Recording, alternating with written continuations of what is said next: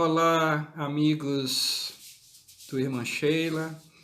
Aqui estamos mais uma vez, rogando ao Mestre Jesus que todos vocês estejam bem, em paz, tranquilos, esperançosos, que tudo vai melhorar.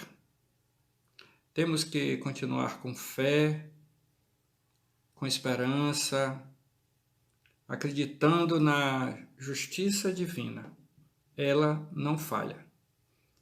E o momento agora, irmãos, é de darmos o nosso testemunho de fé, mostrar de que lado estamos. Pedir aos bons espíritos, aos espíritos superiores que nos abençoem, nos protejam, nos tragam luz. Trazemos mais duas músicas para nossa reflexão nesse momento. Que Jesus nos abençoe agora e sempre. Grande abraço para todos.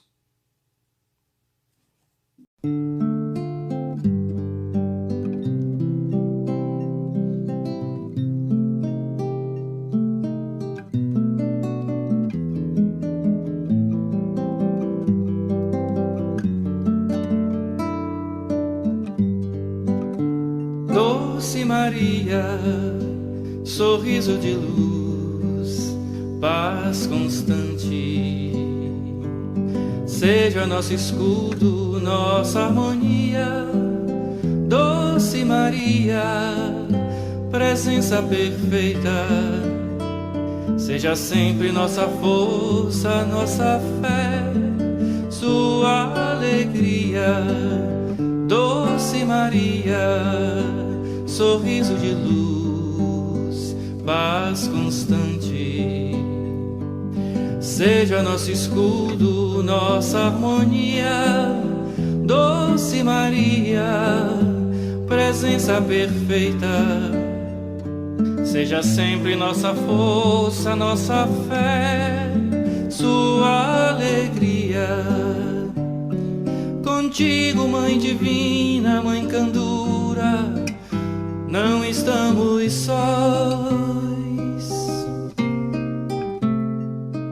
Derrama sobre tudo a tua luz, cremos em vós. Escuta nossa prece, Mãe doçura, ouve esta voz que canta para ti, ó Mãe querida, Mãe de todos nós. Mãe do mundo, Mãe dos homens, presença de luz, Mãe de Jesus, presença do bem na nossa existência. Envolve-nos na paz do teu amor, Mãe amiga, Mãe querida. És forte e poderosa, ó Mãe bendita, seja por nós, olhai por nós.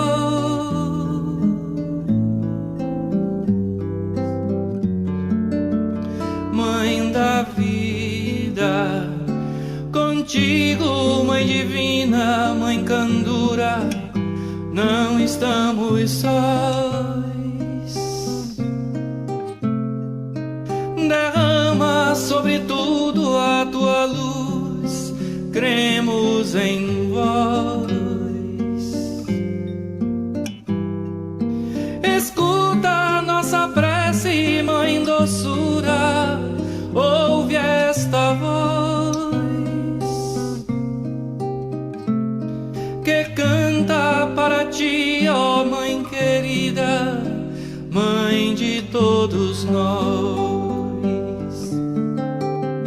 Mãe do mundo, Mãe dos homens, presença de luz, Mãe de Jesus, presença do bem na nossa existência.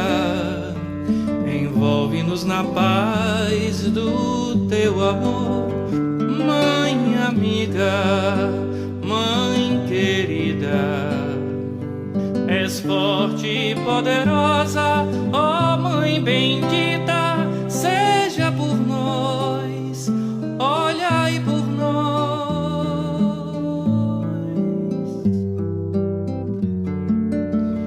Mãe da vida,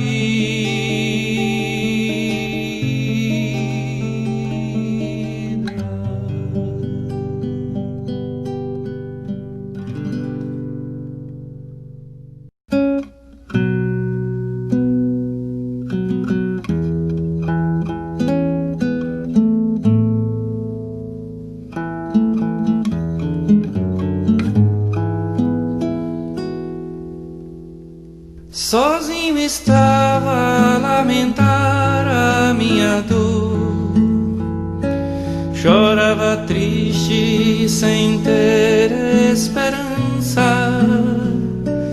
Minha canção era de quem não tinha amor, só tinha a presença das lembranças. E foi Jesus quem te enviou pra me ajudar, pra me transformar no que sou. Tu és amor, tu és Jesus. Por isto não me canso de dizer que te amo. Cavaleiro da luz, eu vou lembrar de você onde estiver. Quero dizer do bem que você me faz. Quero falar da luz que emana de ti, que sou feliz, pois estás junto a mim. Quero viver no teu viver a minha vida.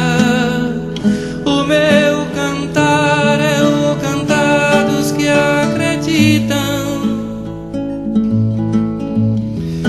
pois sei que estás em todo lugar, no mais alto dos céus, no fundo do mar, na brisa do ar que alimenta a esperança.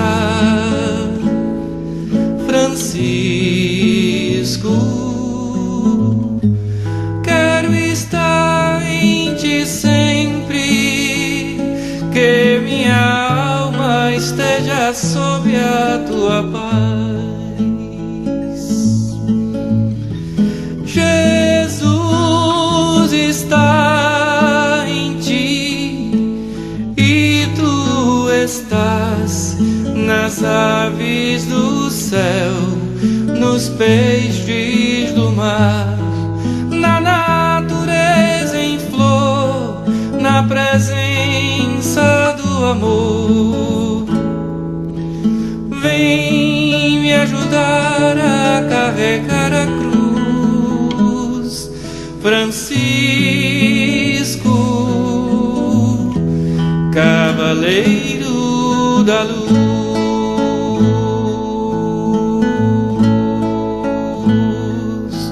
Francisco, cavaleiro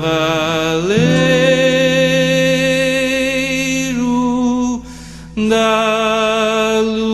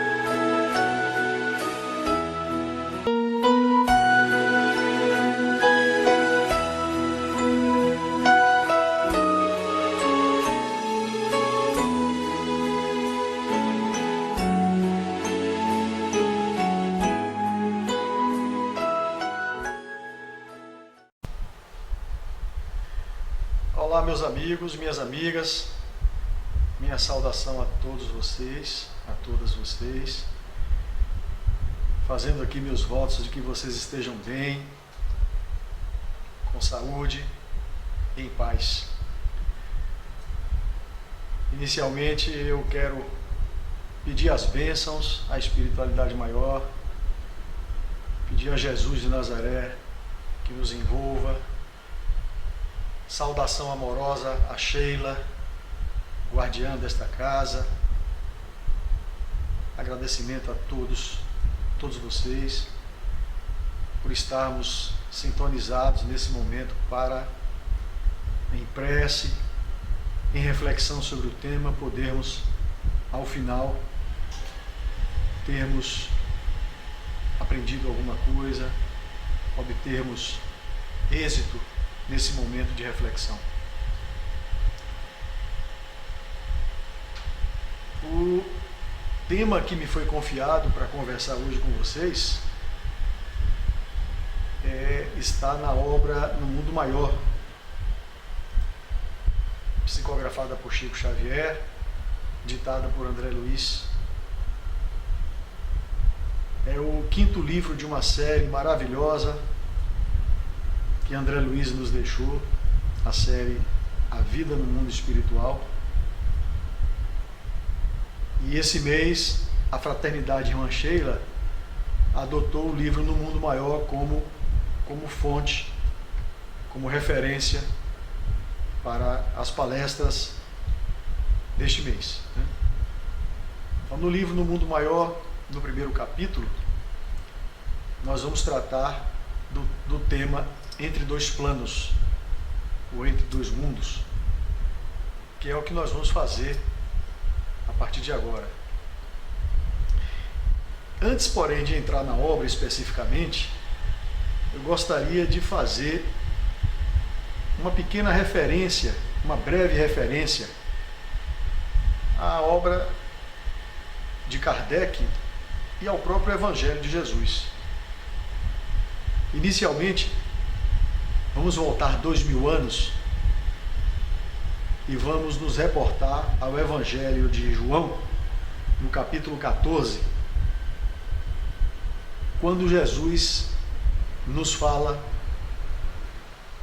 não se turbe o vosso coração, crede em Deus, crede também em mim, há muitas moradas na casa do meu Pai.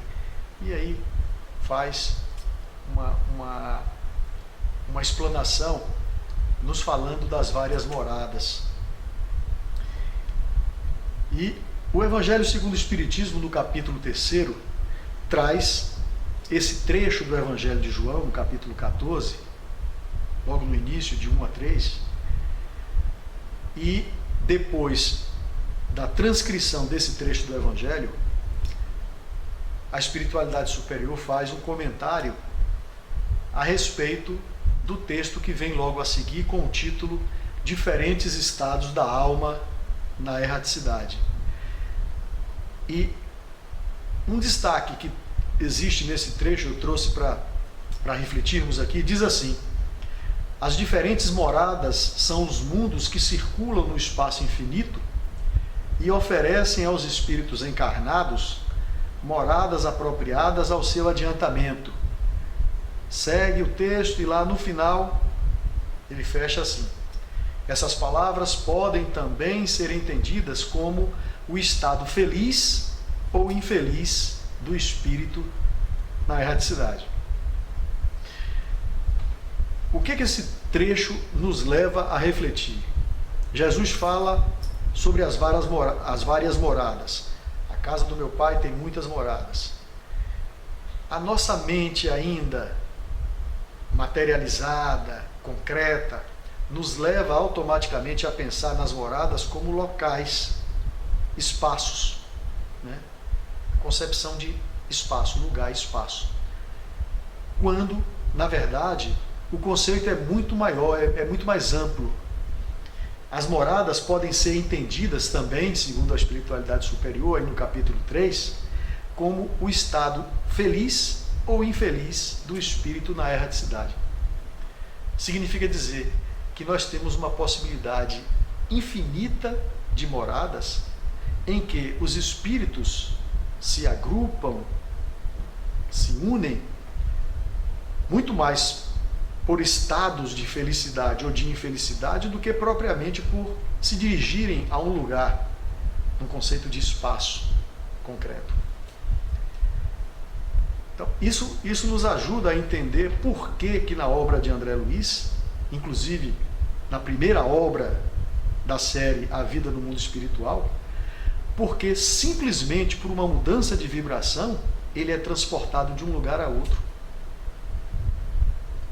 Quando ele vai visitar a esposa que casara com uma outra pessoa, ele baixa a vibração e o diretor do filme, no caso do filme, de forma muito hábil, ele transforma a cena de luminosidade em uma cena de sombra, refletindo o estado de infelicidade, o estado vibratório em que ele, ao converter, muda de mundo, por assim dizer.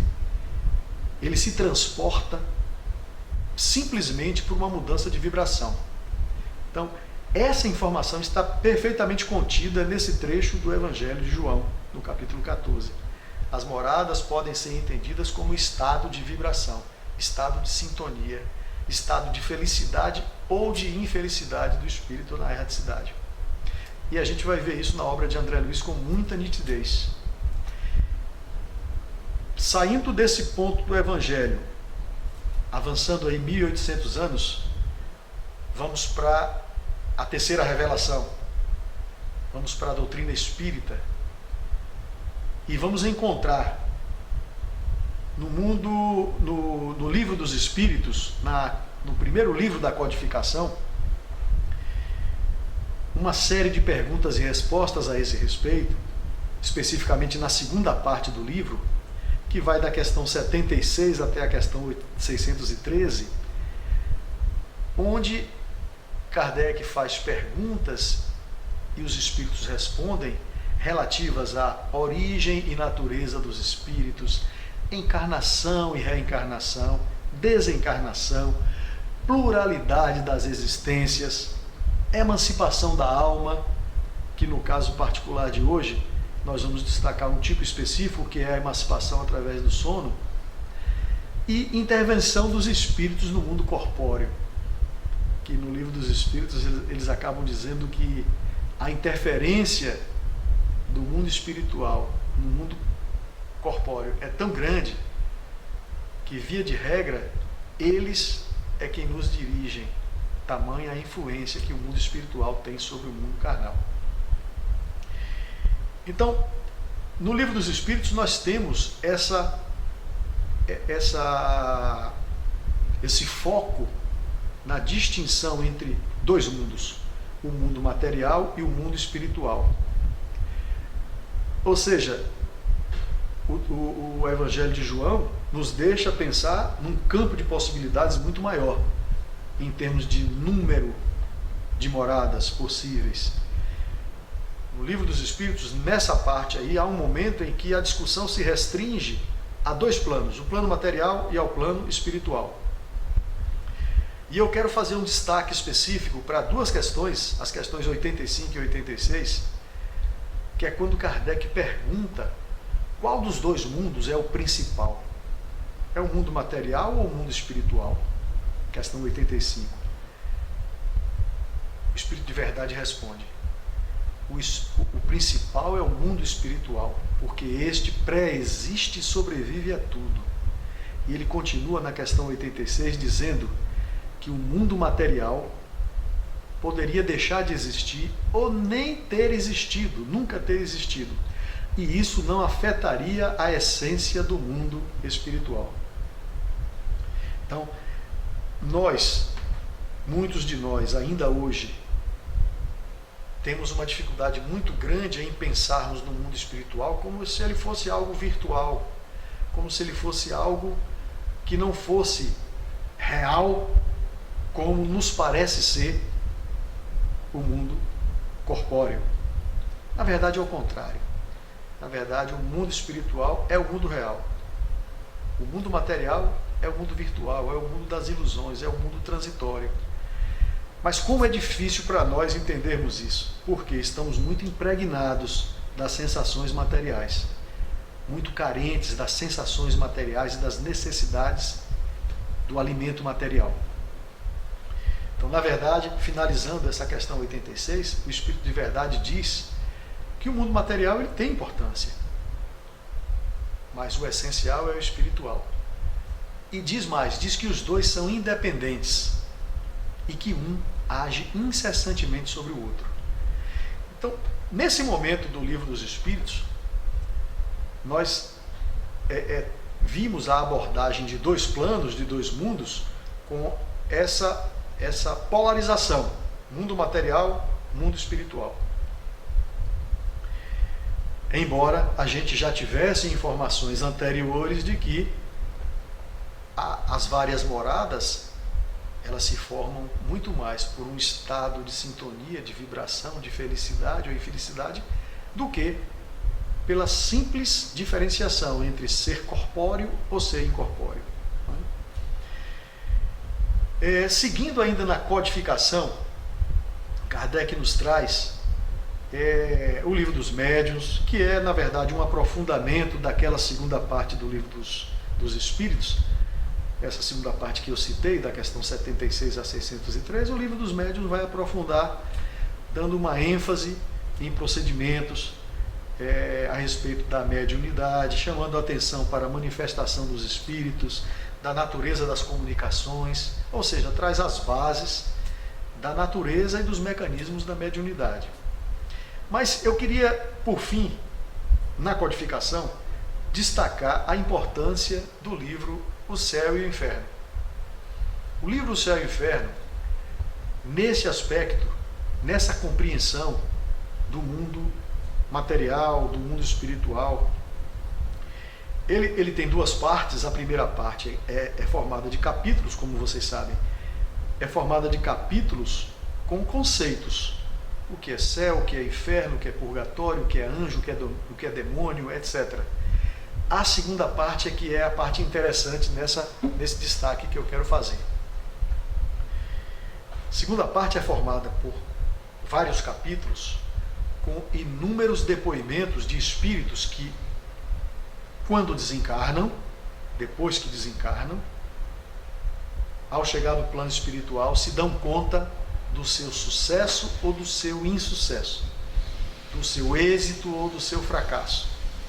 Então, existem os espíritos que conseguem cumprir razoavelmente bem a sua tarefa encarnatória e outros que fracassam de forma lamentável. A segunda parte, então, vai ter um capítulo todo dedicado a depoimentos de espíritos chamados espíritos felizes. São espíritos que conseguiram fazer uma encarnação bem sucedida, digamos assim. Então, nessa parte, nesse capítulo, tem lá 18 depoimentos de espíritos dizendo como eles conseguiram cumprir a encarnação, dando conta de todo o compromisso que tinham assumido no planejamento reencarnatório. E aí se seguem os capítulos com a separação, em cada capítulo, da natureza do espírito. A seguir, nós vamos encontrar espíritos de situação mediana. São aqueles que nem foram muito bem, nem foram muito mal. O outro capítulo já é um capítulo só de espíritos sofredores, depoimentos de espíritos que perderam a oportunidade e entram no processo de arrependimento. E dão os seus depoimentos do mundo espiritual, mandam as suas mensagens, né, para conhecimento de Kardec e sua equipe que estavam fazendo o trabalho da codificação. Tem um capítulo todo dedicado aos suicidas, depoimentos de suicidas, o arrependimento de um suicida, o sofrimento, a dor de um suicida. Tem um outro capítulo só de espíritos que são criminosos arrependidos. E tem também lá o último capítulo de espíritos duros, espíritos endurecidos, que continuam com a mesma convicção de que tudo de errado que fizeram não está errado. Esse livro nos dá, já naquele momento, uma ideia, uma boa ideia, de como o mundo espiritual é um mundo essencial, como reforçando a resposta das questões 85 e 86 de O Livro dos Espíritos. O mundo espiritual é que é o essencial. Nós transitamos pelo mundo corpóreo e voltamos para o mundo real.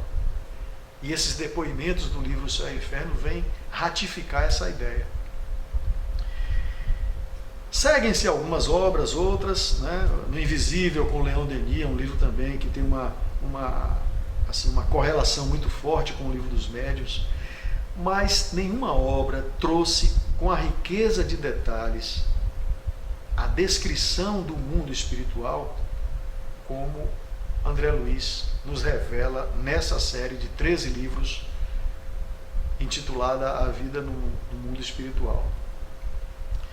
Então, começa em Nosso Lar, segue com o segundo livro, Os Mensageiros, depois Missionários da Luz, Obreiros da Vida Eterna, e chega no quinto livro, que é No Mundo Maior, e vai até o último, que é E a Vida Continua.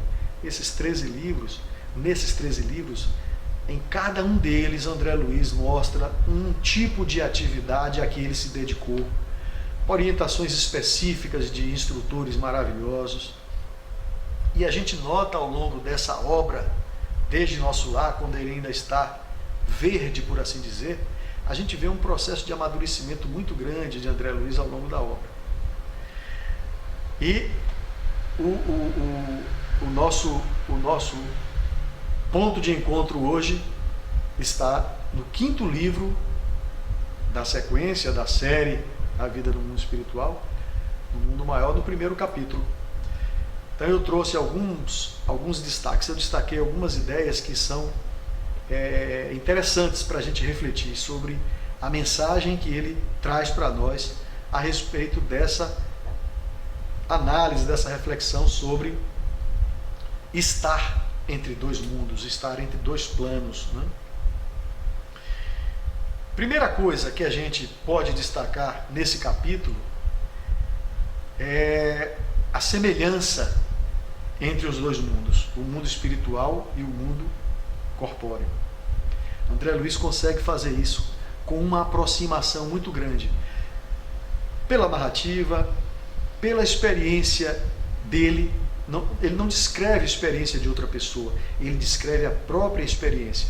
Então isso dá um sentido de aproximação muito grande entre o lado de lá, por assim dizer, e o lado de cá, né?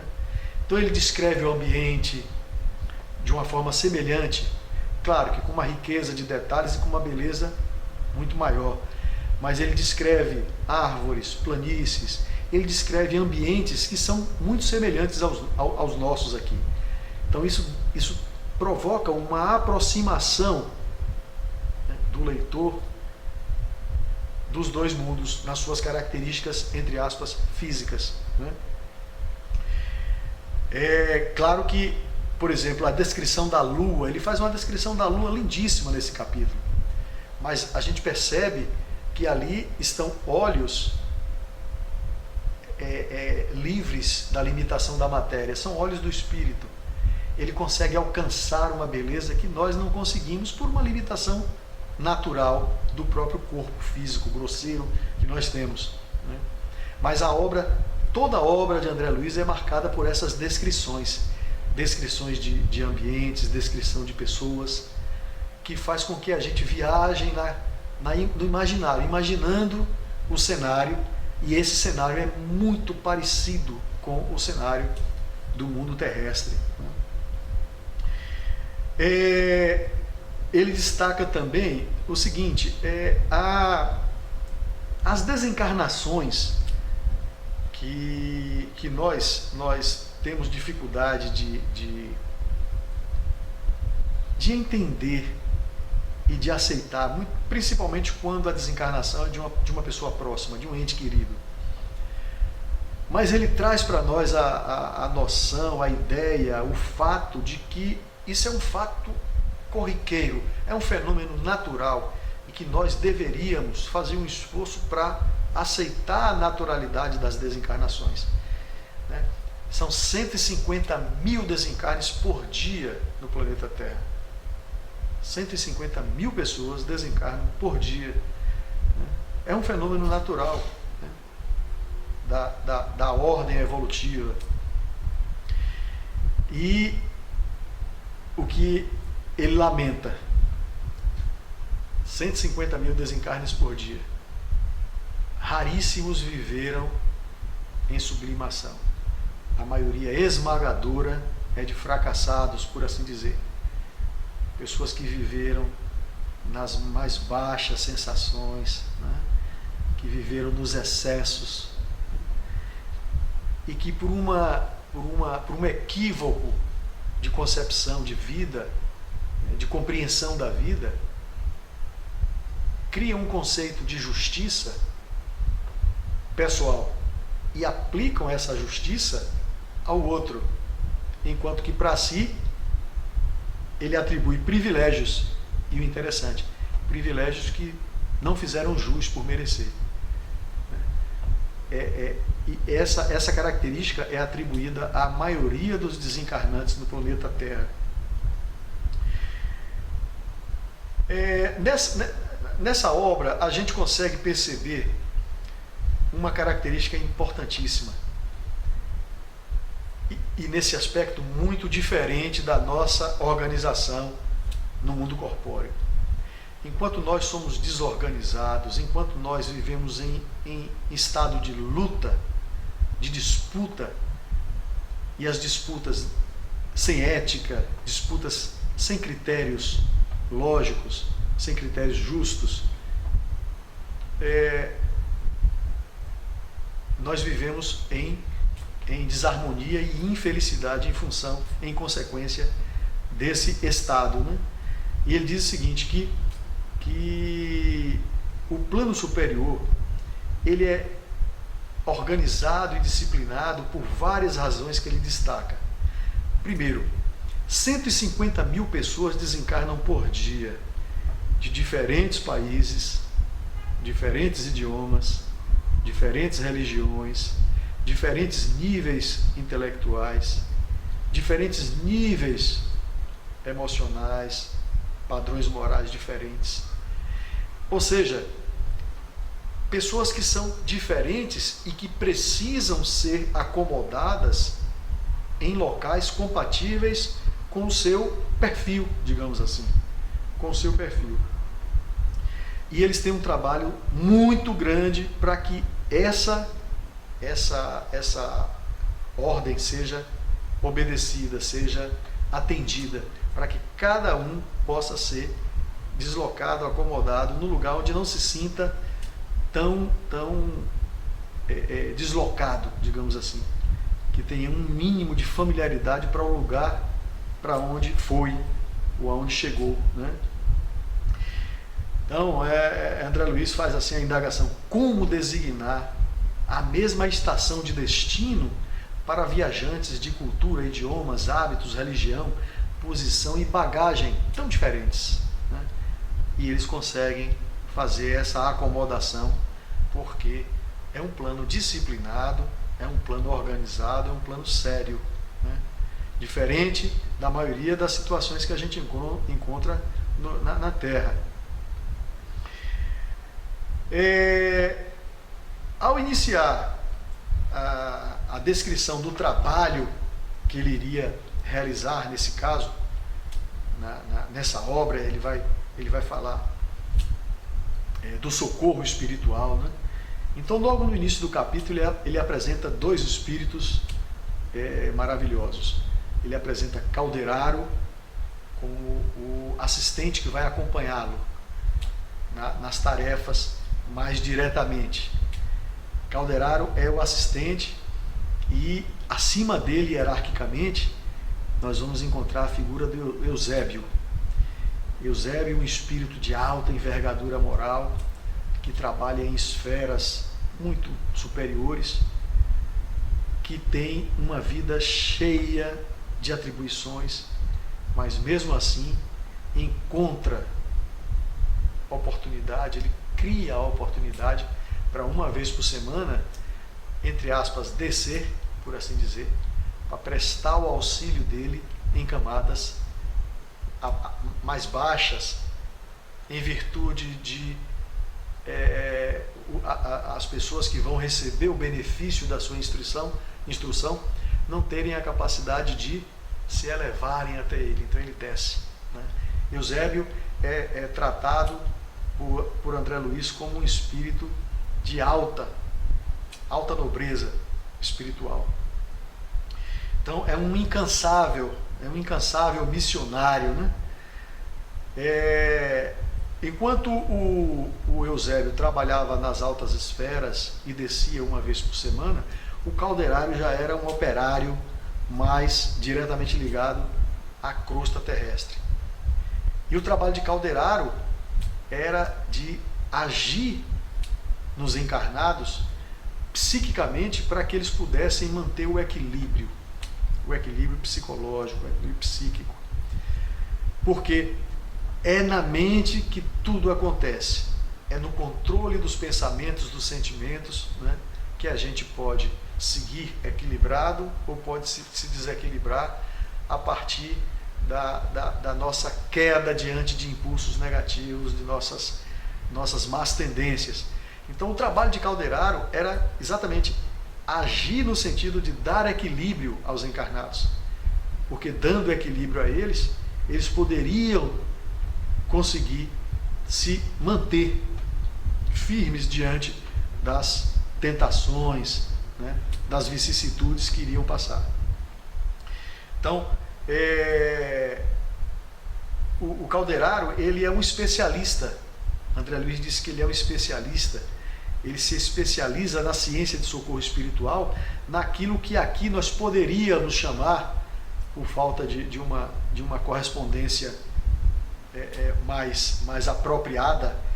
Ele diz assim que o Calderário é especialista na psiquiatria iluminada. Psiquiatria iluminada. O que seria a psiquiatria iluminada?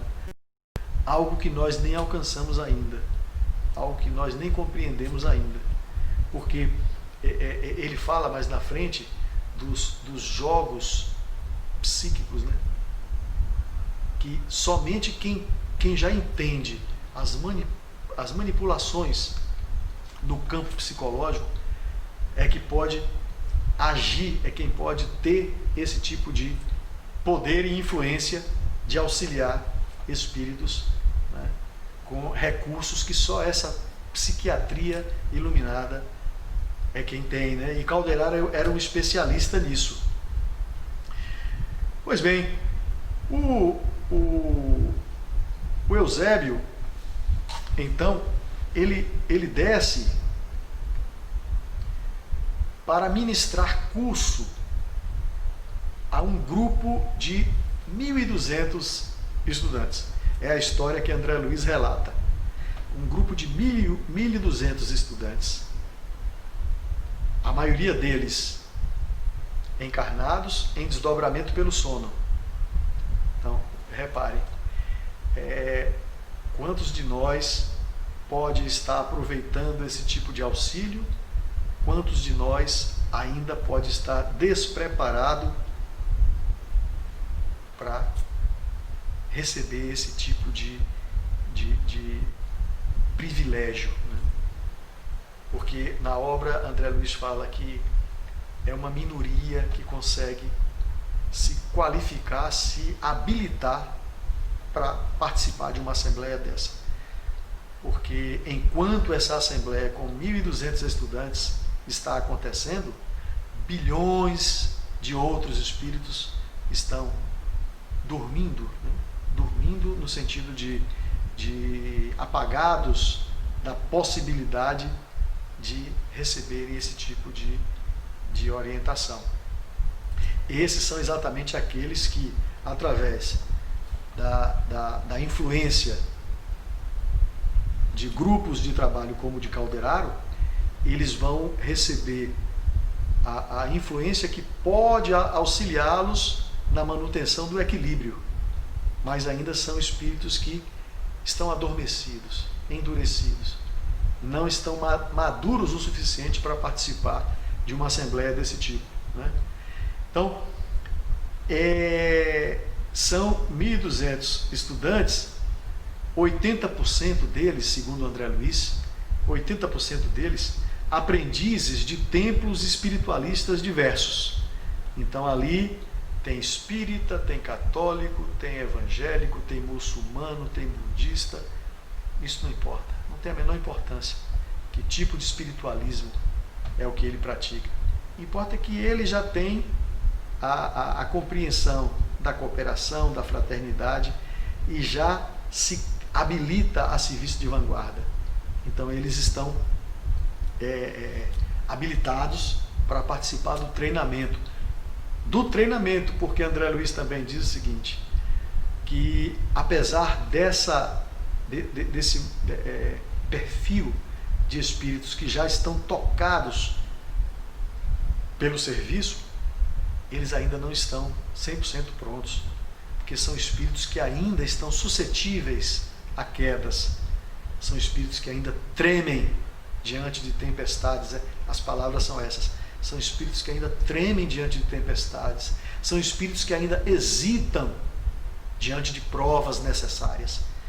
Então, quantos de nós já estamos, né, trabalhando dentro da doutrina, nas diversas frentes de trabalho, entusiasmados, mas quantos de nós ainda somos suscetíveis a quedas e precisamos fortalecer, e muito, a nossa condição emocional, espiritual, moral, para que estejamos qualificados para, quando vierem as tempestades, não tremermos e não hesitarmos diante de provas que nós precisamos demonstrar o quanto já temos convicção do que queremos, né? E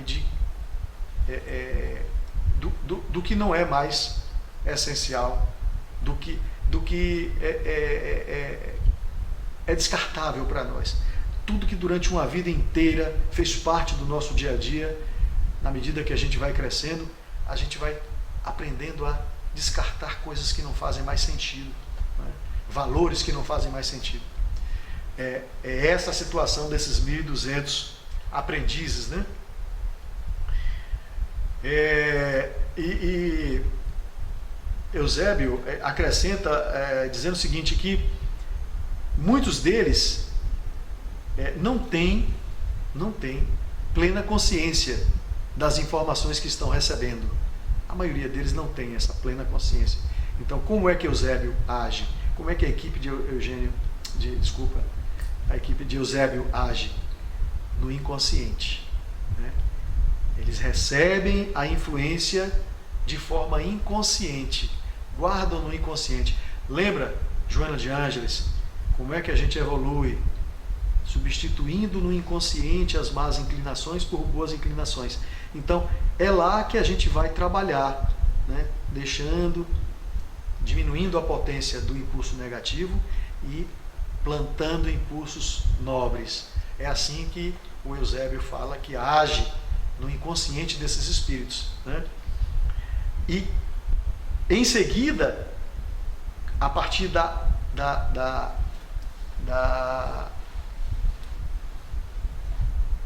digamos assim, da semeadura, se é que eu posso usar esse termo, né? A partir do momento em que se colocam sementes no inconsciente desses alunos, eles vão fortalecendo a mente, né? Devagarinho, aos poucos, e guardando aquelas informações no concurso da memória. É um trabalho longo, né? De fortalecimento, dia a dia. É um processo de exaustão do impulso negativo e de fortalecimento do impulso positivo.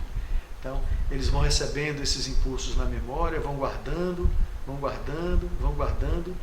e pouco a pouco começam a manifestar, né, essas qualidades absorvidas, né? Vendo esse treinamento, André Luiz ele pensa, e Calderaro capta o pensamento dele, ele reflete assim: ah, se no meu tempo eu tivesse recebido essas informações. Esses alunos são os privilegiados. Quanta coisa eu poderia ter feito, né? Ele deixa essa reflexão. E eu deixo outra. Quem disse que não recebeu? Porque às vezes a gente pode receber essa influência, receber essas informações, mas não guarda, não aproveita. O próprio Eusébio fala que esses alunos, eles tinham já o sentimento de cooperação, de trabalho, mas eles ainda eram frágeis, né?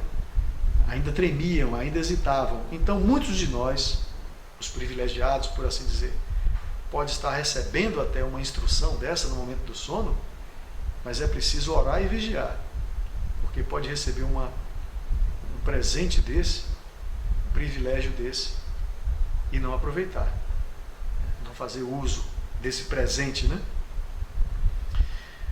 Pois bem, esse era o trabalho do Eusébio. Enquanto isso, o Calderaro, André Luiz descreve, acompanhando ele, que o trabalho era feito diretamente na crosta terrestre, né? E interessante é o que ele diz. O trabalho era feito como medida preventiva, porque, como Eusébio falou no início, que o trabalho era com objetivo de manter o equilíbrio. O Calderaro agia com o objetivo de manter o equilíbrio dos assistidos, mas que isso não era garantia de que eles iam conseguir o equilíbrio, porque além do esforço, além do auxílio, era necessário que eles fizessem o esforço. Sem o esforço individual, não tem auxílio que resolva o problema do espírito auxiliado. Então é necessário que cada um faça esforços, né? É necessário que cada um faça a sua parte. Faz a tua parte, o céu te ajudará, é por aí, né? Então eles faziam esse socorro imediato porque a situação de desgraça dos espíritos no orbe terrestre é desalentadora, especialmente, como destacado por André Luiz, especialmente nos casos de loucura, suicídio e extremos desastres morais. Então o trabalho de Calderaro, a equipe que André Luiz participou, né, nessa tarefa aí, era o trabalho de tentar prevenir os espíritos que ainda não tinham descambado para esse tipo de infelicidade, de fazer com que eles mantivessem o equilíbrio e assim, o quanto possível, evitassem a loucura, o suicídio e os extremos desastres morais, né? Nós temos no mundo hoje 56, eu falei, né? 56 milhões de abortos. 56 milhões de abortos por ano. Imagina como fica a psicosfera de um planeta com um número desse. 56 milhões de abortos por ano. 800 mil suicídios por ano. Uma pessoa se suicida a cada 40 segundos. Cada 40 segundos uma pessoa se mata. Então, é um planeta de uma vibração muito pesada. O grande trabalho da espiritualidade que nos atende é no sentido de fazer contenção para que essa situação não se agrave ainda mais. Então, é nesse sentido que o trabalho é realizado, no sentido de contenção do desequilíbrio psíquico, né?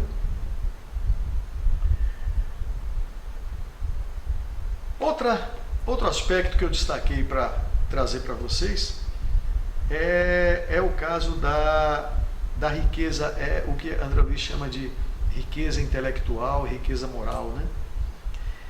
Então, nós temos lá no nosso lar, nós temos um exemplo bem característico. André Luiz é médico na Terra, mas quando chega em nosso lar, ele queria trabalhar como médico, mas a medicina terrena lá não tem a utilidade que ele imaginava, a utilidade que tinha na Terra. Lá se usava recursos de outra ordem. E ele é posto a trabalhar com Narcisa, que é uma enfermeira. Ele vai ser auxiliar de Narcisa. Veja, que exercício aí. Primeiro de humildade. Exercício de humildade. Para que ele saiba que no plano espiritual existe uma ordem diferente, uma hierarquia diferente de conhecimento, de padrão moral, tudo é diferente.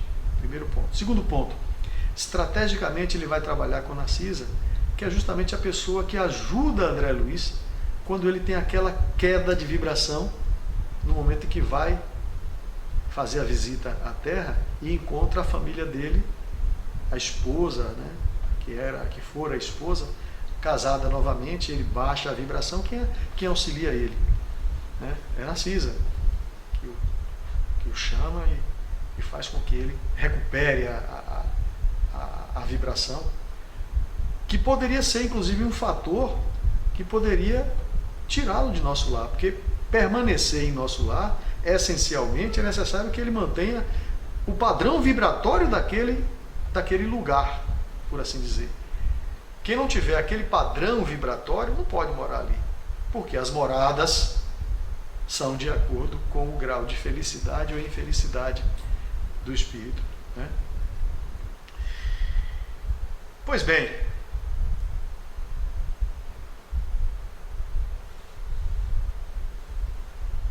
a obra de André Luiz nos traz com muita clareza que ninguém vai colher frutos daquilo que não plantou. Embora a gente já tenha essas informações, desde os profetas, Jesus falou isso de forma tão contundente, a obra de Kardec nos fala também de uma forma tão clara, mas André Luiz traz assim ao longo da obra os exemplos práticos, né? As consequências práticas daquilo que você recebe proporcional àquilo que você plantou, né? Você colhe aquilo que você plantou. Mostra para nós que a lei que prepondera no plano espiritual é a lei de amor, né? Então ele revela que o conhecimento científico é importante. O conhecimento é importante, mas não é mais importante do que o sentimento, do que o amor. De nada adianta você se qualificar para um trabalho com um conhecimento específico, técnico do que há para realizar, se você não tiver amor. Sem amor, a tarefa não se completa no mundo espiritual. Então, ele ressalta a supremacia da terapêutica do amor. Há uma frase interessante que eles dizem, né, num dos diálogos, que os mensageiros do plano espiritual, os mensageiros da luz, eles se felicitam, eles se regozijam com a sagrada missão de esvaziar os umbrais.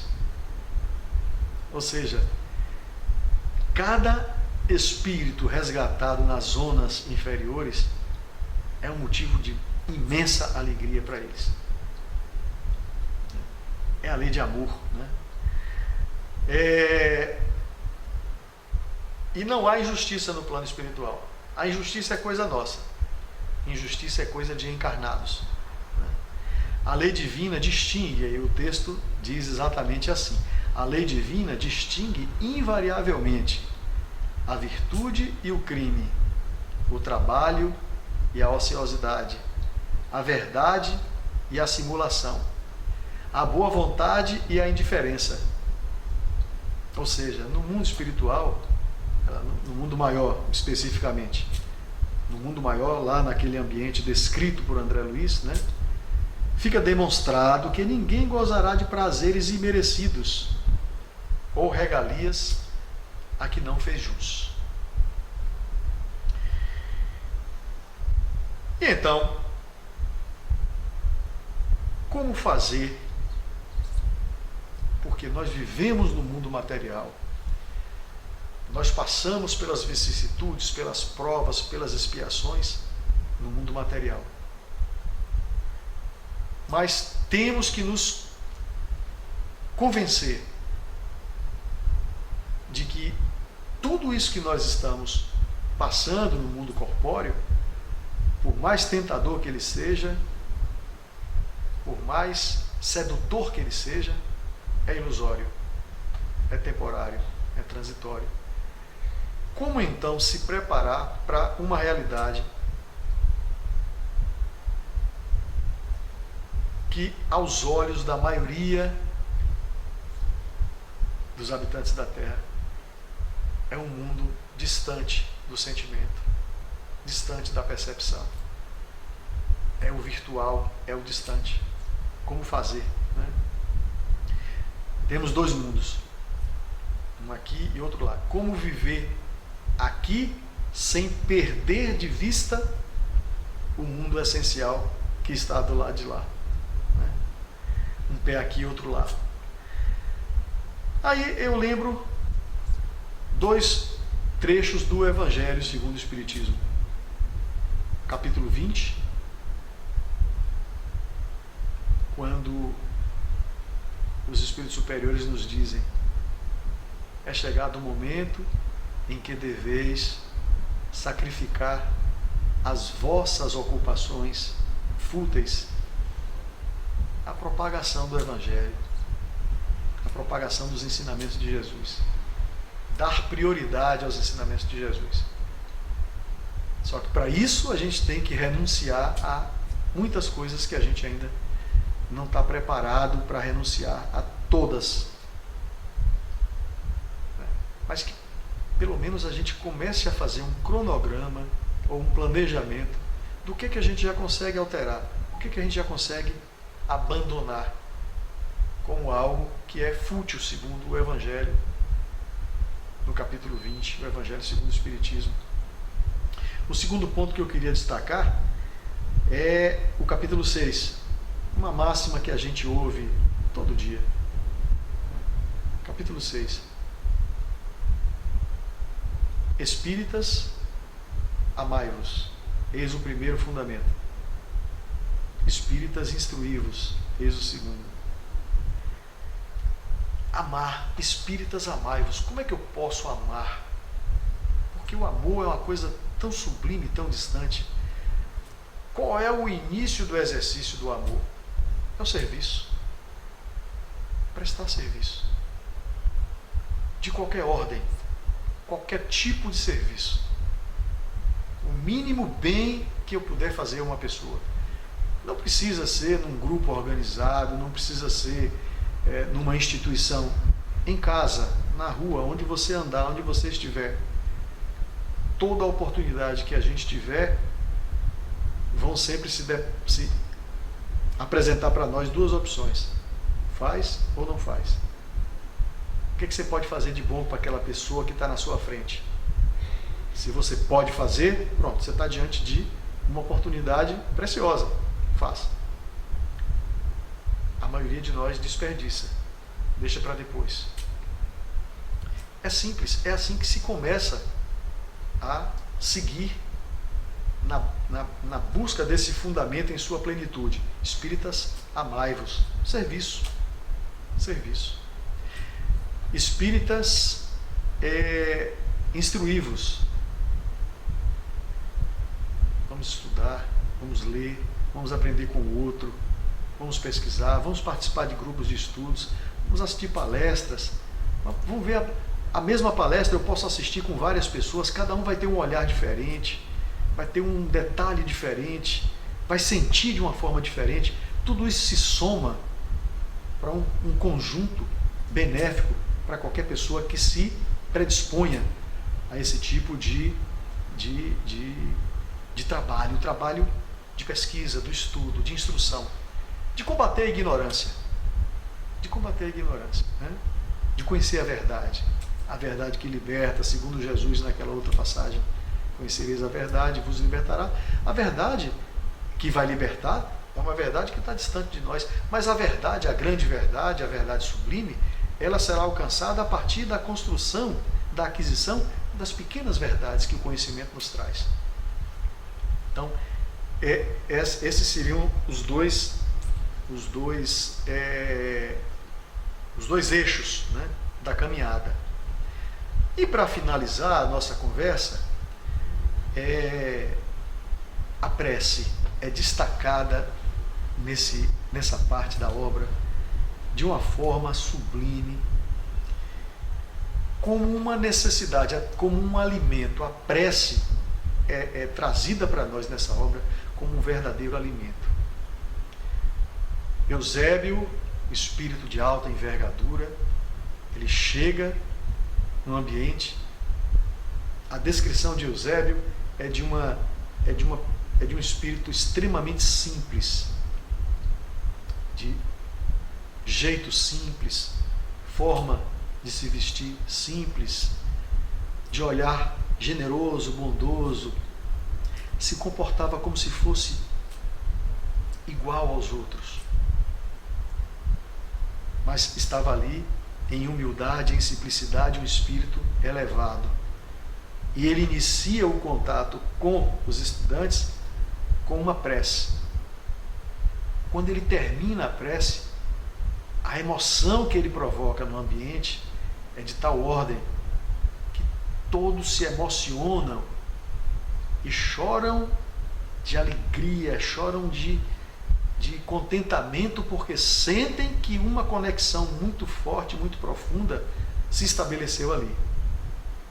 E André Luiz descreve um cenário de uma chuva de luzes que cai no ambiente para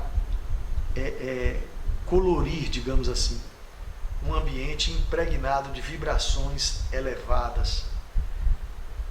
Então, André Luiz nos deixa essa mensagem. A prece é a chave, é o canal de comunicação com a divindade. Por isso que nós não podemos deixar, em todos os momentos em que nós tivermos a oportunidade de fazer uma prece sentida, não a prece mecânica, não precisa ser somente na hora de dormir, em qualquer momento, a gente sabe disso. Em qualquer momento, teve uma chance, faz uma pausa, conecta, se abastece dessas vibrações, se emociona, bebe nessa fonte. E isso é trazido, né, nesse capítulo de uma forma muito, muito sublime, de uma forma muito forte, que emociona até a gente quando está lendo, né? Porque André Luiz consegue passar na descrição com fidedignidade o que acontece no ambiente no momento em que Eusébio finaliza a prece, né? Então, que nós possamos vencer a nossa animalidade. A última mensagem é essa. É muito difícil para espíritos na nossa condição se imaginarem como seremos. Por que seremos? Mas é difícil imaginar hoje como nós seremos um pouco mais angelizados, digamos assim. É muito difícil.